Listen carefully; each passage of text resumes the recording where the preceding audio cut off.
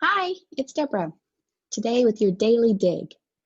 Today we're going to work on learning how to create wind impact reports. Wind impact reports are crucial when there's no significant hail damage and you can clearly see that there's wind damage.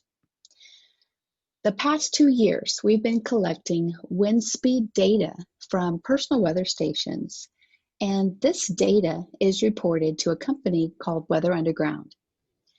To pull this data, you basically just have to start off with a hail impact report. So let's do that. I've already started creating a hail impact report for a property that clearly does not have any hail impacts. And you can see here that the very last date that had any sort of hail at ½ inch, that was back in 2017. So nothing in 2018 or 19. But I do have some wind damage. So here's what we're going to do. At the very bottom of a hail impact report, you've got this section called wind observation dates. Every one of these dates is a wind speed day that has a max gust of greater than 50 miles an hour. So to be able to get on this report, this max gust has to be 50 and greater. Now, as a company, we do not police the data that we're receiving from the personal weather stations. So if you're not familiar with what a personal weather station is, here's what they look like.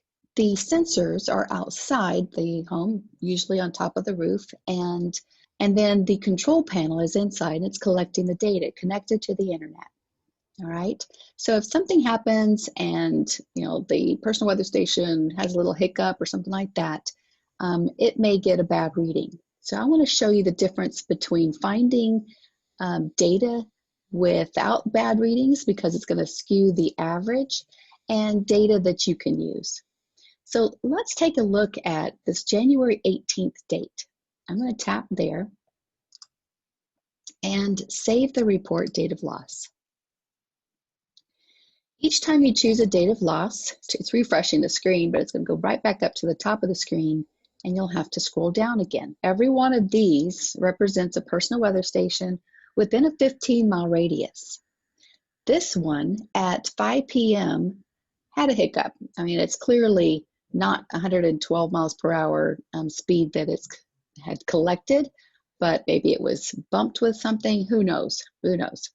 But if you compare that data with the other data from around the same areas, the 15-mile radius, you do not see that sort of wind gust at 5 p.m. Okay, so if I had some sort of gust, then I would see it somewhere out in here. So this one is not a date I would use. So I'm going to go back down to the bottom of the report where you see wind observation dates and choose a date that has a maximum gust that is a number that it's pretty close to the average gust, like this one on the 10th. Let's compare. So I'm going to tap there to change the date of loss and scroll back down to the section where I see the personal weather stations. Oh, and look, we got a plus. We got severe weather warnings on that date. Here you go. So you can see a difference between the previous one and this one. So at 12 a.m., we're getting gusts here at 62 miles an hour around the same time. Yeah, 12 a.m., 53 wind gusts there. And this one is kind of the same pattern, and we've got 53 mile an hour. 50 mile an hour gusts and greater can cause damage. Right, so that's what you're looking for. Now, in order to include these on the report, you must select the ones you want to include. So you've got a checkbox. You can pick and choose any of these that you want to include on the report. All right, I might choose this one as well. I do need to point out that we let you know how far away this personal weather station is compared to the address. So this one's 14.5 miles away. This one's only 3. Okay. Now on the report, I'm going to go back up to the top and notice that we have no section right here that's talking about wind details.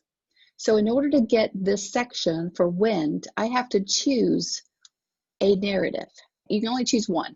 So I can either choose this one that shows 62-mile-an-hour gusts, but it's 14 miles away, or maybe this one that's close to it, to the property. I think I'll choose this one. I mean, it's still high. So when I select that, now I'm going to look at this section. Now I've got wind details section on my report. Okay, this data right here is just letting you know that there's no hail that was detected on that date.